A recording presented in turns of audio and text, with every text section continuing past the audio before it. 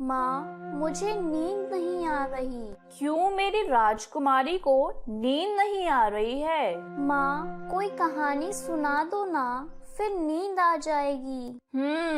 अब समझी तो मैं। ये सब कहानी सुनने के बहाने हैं, इसलिए नींद नहीं आ रही है। क्यों? ये कहकर सुषमा ने आराध्या को गुदगुदी करना शुरू कर दिया, जिससे आराध्या खिलखिलाकर हंसने लगी। सुषमा एक छोटे से गांव में अपने पति सुरेश और अपनी 5 साल की बेटी आराध्या के साथ रहती थी। उसका छोटा और एक खुशहाल परिवार था। सुरेश गांव में ही सब्जी बेचने का काम करता था। हाँ, तो एक बार एक बदसूरत राजा था। उसकी एक सुंदर सी रानी थी। नहीं माँ, ये वाली नहीं। अरे बेटा, पहले सुनो तो सही, बहुत अच्छी कहानी है। नहीं माँ, मुझे नहीं सुननी कोई राजा रानी की कहानी। ओहो, फिर कौन सी कहानी सुननी है मेरी राजकुमारी को? कोई ऐसी कहानी जिसमें कोई सुपर हीरो हो माँ। अच्छा तो चलो, मैं तुम्हें एक नई कहानी सुनाती हूँ। कौन सी कहानी माँ? एक ऐसा बच्चा जो सूरज को फल समझकर उसे खाने के लिए उड़ गया था। हे, जल्दी सुनाओ ना माँ, प्लीज। हाँ, सुनाती हूँ। तो एक बार की बात है, सुषमा आराध्या को हनुमान जी के बचपन की कहानी सुनाने लगी। आराध्या को ऐसी ही कहानी पसंद आती थी और कहानी सुनते सुनते ही आराध्या सो गई। उसके सोने के बाद सुरेश ने सुषमा से कहा, सो गई? हाँ, सो गई। और जब तक इसे कोई कहानी ना सुना दो तब तक सोने का नाम नहीं लेती। तुमने डाली है इसे ये आदत। अच्छा जी, तो क्या करूँ? आप भी सुना दिया करो कभी 1-2 कहानी। ना बाबा, मुझसे नहीं होगा ये कहानी वहानी सुनाना। अरे कहाँ से लाऊंगा रोज नई नई कहानियाँ? अरे कुछ नहीं, बस कुछ भी बनाकर सुना दो।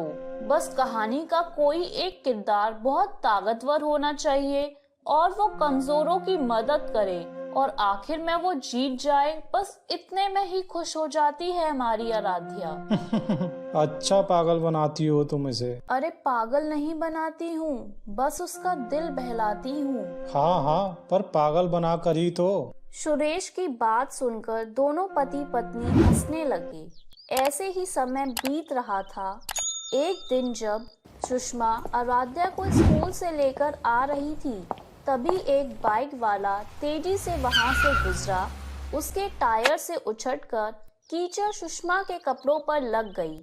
ये सब देखकर आराध्या को बहुत गुस्सा आ गया और उसने बाइक वाले को आवाज दी, ओए अंकल, दिखाई नहीं देता क्या? क्या बोली? मैंने कहा दिखता नहीं है क्या? आपने मेरी माँ के कपड़े गंदे कर दिए। हाँ, ठीक है, मैं देख नहीं पाया। वही तो मैं कह रही हूँ, ठीक से देख कर चलाओ। आराध्या चुप हो जाओ। भैया आप जाओ यहाँ से। पिद्दी सी है पर बहुत तेज है आपकी बेटी। इसे बोलने की तमीज सिखाओ कुछ। हाँ, समझाऊंगी मैं इसे। आप जाओ भैया। सुषमा ने आराध्या का हाथ जोर से पकड़ा और उसे घर ले आई। ये क्या कर रही थी तुम? मैं क्या कर रही थी? सारी गलती उन अंकल की थी। वो कितनी तेज बाइक चला रहे थे। हाँ बेटा, पर ऐसे किसी से भी नहीं भिड़ा जाता, समझी? माँ, आप हमेशा मुझे ही क्यों चुप करा देती हो? बेटा, रोड पर आते जाते लोगों से नहीं भिड़ा करते। पर वो एक बदमाश अंकल थे और आपको हीरो बनकर उनकी पिटाई करनी चाहिए थी। हम दोनों मिलकर उन्हें रोड पर गिरा गिरा कर मारते। बाप रे बाप, तू कितनी खतरनाक हो गई है आराध्या। अगर भगवान ने तुझे कोई ऐसी शक्ति दी जिससे तू बहुत ताकतवर हो जाए, तब तो तू पता नहीं क्या करेगी। तो मैं ना सबसे पहले उन अंकल को सबक सिखाऊंगी और फिर सारे गंदे लोगों को मार भगाऊंगी। सुषमा आराध्या की बात पर हंसने लगी। कुछ दिनों के बाद फिर जब आराध्या अपने घर के बाहर खेल रही थी, तभी उसका पड़ोसी वहां से अपना डस्टबिन लेकर जा रहा था और ठीक सुषमा के घर के बाहर उस डस्टबिन से काफी कचरा नीचे गिर गया और वो आदमी उसे बिना उठाए आगे बढ़ने लगा। तो आराध्या ने तुरंत उस आदमी को रोककर उससे कहा, अंकल, आपका कचरा गिर गया है, इसे तो उठा लो। वो मेरा कचरा नहीं है, तो मैं उसे क्यों उठाऊं? कितना झूठ बोलते हो आप। अभी मैंने देखा ये कचरा आपके ही डस्टबिन से गिरा है। अरे चल भाग यहाँ से, वरना। आराध्या को फिर किसी से बहस करते देख सुषमा फौरन घर के बाहर आई। उसने अपने पड़ोसी से माफी मांगी और आराध्या को घर के अंदर ले गई। और आपने उन्हें सॉरी क्यों बोला?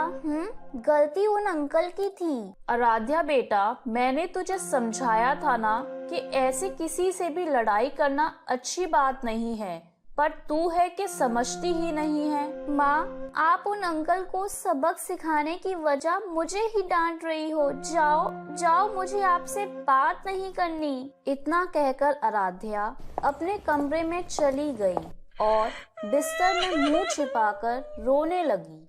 उसे मनाने सुषमा पहुंची तो उसने देखा आराध्या बहुत जोर जोर से रो रही थी और वो सुषमा से बिल्कुल बात नहीं करना चाहती थी।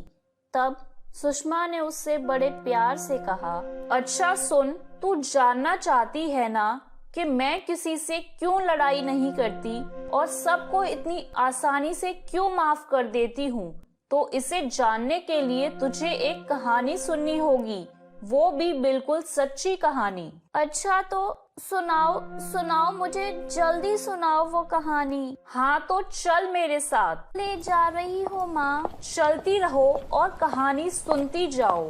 तुम्हारी नानी यानी मेरी माँ, उनका नाम तो जानती हो ना तुम? हाँ, उनका नाम तो शांति था ना। हाँ, क्या तुम्हें पता है तुम्हारे नाना उन्हें क्या कहकर बुलाते थे? मुझे नहीं पता माँ, क्या कहते थे नाना जी? वो उन्हें उड़न परी कहकर बुलाते थे। हे उड़न परी। पर क्यों माँ? नाना जी ऐसा क्यों बोलते थे नानी जी को? वो इसलिए क्योंकि तुम्हारी नानी के पास जादुई शक्तियाँ थीं। वो आसमान में जहाँ चाहे उड़ सकती थी और भारी से भारी सामान बस एक हाथ से ही उठा सकती थी। हे, क्या सच में माँ? हाँ बिल्कुल सच में। चलो मैं तुम्हें कुछ दिखाती हूँ। इतना कहकर सुषमा ने अपने कमरे में रखी अलमारी से एक लाल रंग की पोटली निकाली। जिस वक्त सुषमा आराध्या को ये सब बता रही थी, उसका मुंह अलमारी की तरफ और पीठ आराध्या की तरफ थी। तुम्हें पता है, उन्होंने कई बार मुसीबत में फंसे लोगों की जान बचाई, फिर भी उन्हें कोई नहीं जानता क्योंकि वो हमेशा अपना चेहरा ढक कर रखती थी। अच्छा तो वो तो एक सुपर हीरो हुई ना?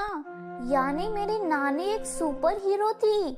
मतलब एक सुपर हीरोइन। हाँ, और तुम्हें पता है उन्हें वो शक्तियाँ कहाँ से मिली थी? उनको किसी मकड़ी ने काटा था क्या, या उन्हें कभी बिजली का झटका लगा था? नहीं पगली, उनके पास एक हार था, एक जादुई हार, और जैसे ही वो अपने हार को पहनती थी, उनके अंदर वो शक्तियाँ आ जाती थी। एक मिनट माँ, तो वो हार अब कहाँ है और किसके पास है वो? जैसे ही आराध्या ने ये सवाल पूछा, तभी सुषमा उसकी तरफ पलटी। वो जादुई हार सुषमा के गले में था और उससे गजब का तेज निकल रहा था। उसे देखकर आराध्या चीख पड़ी, ये मेरी माँ सुपर हीरो। धीरे से, कोई सुन लेगा। तो आपने आज तक मुझे ये बात क्यों नहीं बताई? क्योंकि कभी इसकी जरूरत नहीं पड़ी। अब पता चला मैं किसी से क्यों नहीं लड़ती बेटा। ये शक्तियाँ आम आदमी की ताकत से कहीं ज्यादा हैं और वो नादान हैं, वो मुझे नहीं जानते और मैं नहीं चाहती कि वो मुझसे डरें और घबराएं। माँ, मुझे उड़ना है, प्लीज मुझे आसमान की सैर करवाओ ना माँ, प्लीज। कल कराऊंगी पक्का, ठीक है? अभी तुम्हारे पापा आने वाले हैं। जैसे ही सुषमा ने ये बात कही, उसने देखा कि दरवाजे पर सुरेश खड़ा है। वो खुश भी था और हैरान भी था, और उसे देखकर सुषमा और आराध्या चौंक गए। ये लो, मुझे तो पता ही नहीं था कि मेरे घर में भी एक सुपर हीरो है। कसम से मैं किसी को नहीं बताऊंगा, पर हाँ, अगर हो सके सुषमा तो एक बार मुझे भी आसमान की सैर करा देना यार। सुषमा ने दोनों को अगले दिन रात में आसमान की सैर कराने का वादा किया, लेकिन अगले दिन तो कुछ और ही होने वाला था। अगले दिन तेज आंधी तूफान आने लगा। लोगों को समझने में देर नहीं लगी कि ये एक खतरनाक तूफान है। तूफान बहुत तेज था और साथ में बारिश भी बहुत जोरदार हो रही थी। लोगों के घर बहने लगे, फंसे हुए लोग मदद के लिए पुकारने लगे। तभी कहीं से उड़ती हुई एक औरत आई जिसने अपना चेहरा मास्क से ढक रखा था। उसने लोगों को बचाना शुरू कर दिया और सभी को बचाने के बाद वह एक घर की छत पर जाकर खड़ी हो गई। सब लोग उसके लिए तालियां बजा रहे थे, पर वो महिला कौन थी ये कोई नहीं जानता था सिवाय आराध्या और सुरेश के। तो मेरे प्यारे दोस्तों, कैसी लगी आपको मेरी ये कहानी? मुझे कमेंट करके ज़रूर बताएं और इसे अपने दोस्तों के साथ शेयर करें। और हाँ दोस्तों, अगर आपने अब तक मेरे चैनल को सब्सक्राइब नहीं किया है तो जल्दी से नीचे वाला काला बटन दबाकर सब्सक्राइब कर लें। तो मिलती हूँ मैं आप सभी से फिर एक नई कहानी के साथ।